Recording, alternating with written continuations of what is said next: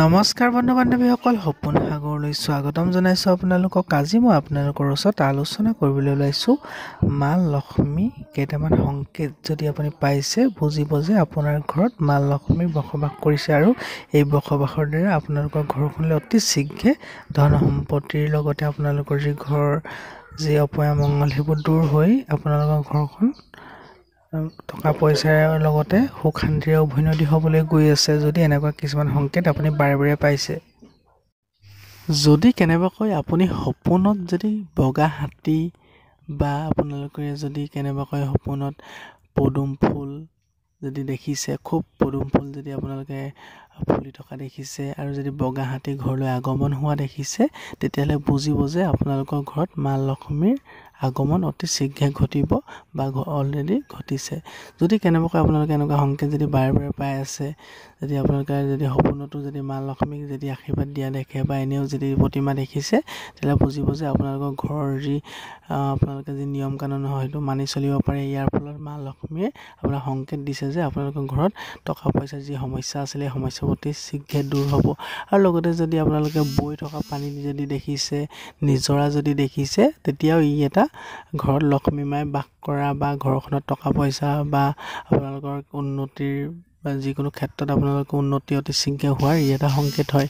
আৰু যদি ঘৰলৈ যদি আকস্মিকভাৱে যদি কোনো পক্ষী আহে, যদি আপোনালোকে হয়তো ভাটৌ চৰাই যদি আপোনাৰ ঘৰত থাকিবলৈ লয় বাঁহত, বা আপোনালোকে শালিকা যে চৰাই যদি খুব বেছিকৈ আহিবলৈ ধৰে, বগলী যদি আহি যদি আপোনালোকৰ ঘৰত বাস কৰে বা বগলী যদি আপোনালোকৰ ঘৰৰ টিঙত পৰে, এনেকুৱা যদি আহে আকস্মিকভাৱে কোনো চৰাই, তেতিয়াও কিন্তু ই এটা মা লক্ষ্মীৰ আপোনালোকৰ ঘৰত আগমন ঘটাৰ ই এটা সংকেত হয়। তেতিয়াহ'লে আপোনালোকে এনেকুৱা যদি সংকেত পায়, কেতিয়াও সেই পশু পক্ষী খেদিব নালাগে। আৰু যদি কেনেবাকৈ গৰু যদি আপোনালোকে ঘৰত আহি থাকিবলৈ লয়, ক'ৰবাৰ পৰা যদি আহি থাকিছে বা আপোনালোকৰ নিজৰ গৰুৰ লগত যদি বেলেগ গৰু আহি থাকিছে, তেতিয়াও কিন্তু এটি এটা ভাল সংকেত হয়। বিশেষকৈ বগা গৰু যদি আহি পেলাই আপোনালোকৰ ঘৰত থাকিবলৈ ধৰিছে, তেতিয়াহ'লে বুজিব যে আপোনালোকৰ ঘৰখন অতি শীঘ্ৰে আপোনালোকে ধনৱান হ'বলৈ গৈ আছে বা মা লক্ষ্মী আপোনালোকৰ ঘৰত বাস কৰিছে। এনেকুৱা হ'লে আপোনালোকৰ ঘৰখনত যি আপোনালোকৰ ঘৰৰ মানুহবোৰ মিলা মিছা হৈ থাকিব লাগে, যাতে আপোনালোকে সঠিক পথত সঠিক উন্নতি কৰিব পাৰে। এনেকুৱা হ'লে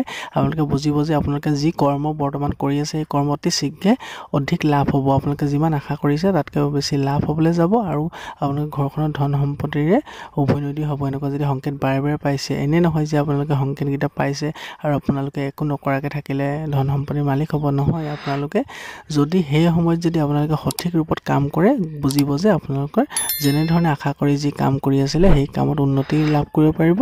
অতি শীঘ্ৰে আপোনালোকে মনৰ আশা পূৰণ হ'ব।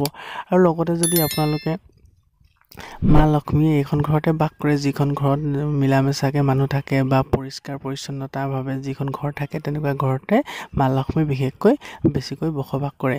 সেই যদি সপোনত যদি আপোনালোকে পদুম ফুল দেখে, তেতিয়াহ'লে বুজিব যে আপোনালোকৰ ঘৰত মা লক্ষ্মীৰ আগমন ঘটি আছে বৰ্তমান। সেয়েহে এনেকুৱা অৱস্থাত ঘৰ পৰিষ্কাৰ পৰিচ্ছন্নতা কৰি ৰাখিব লাগে।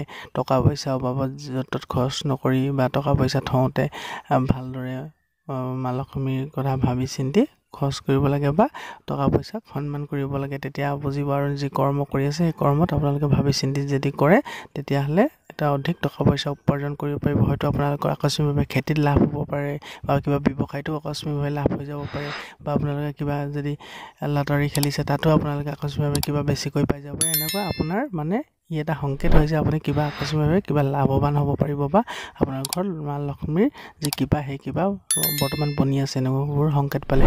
গতিকে আৰু বহুতো আছে, আজি এইকেইটাই আছিলে।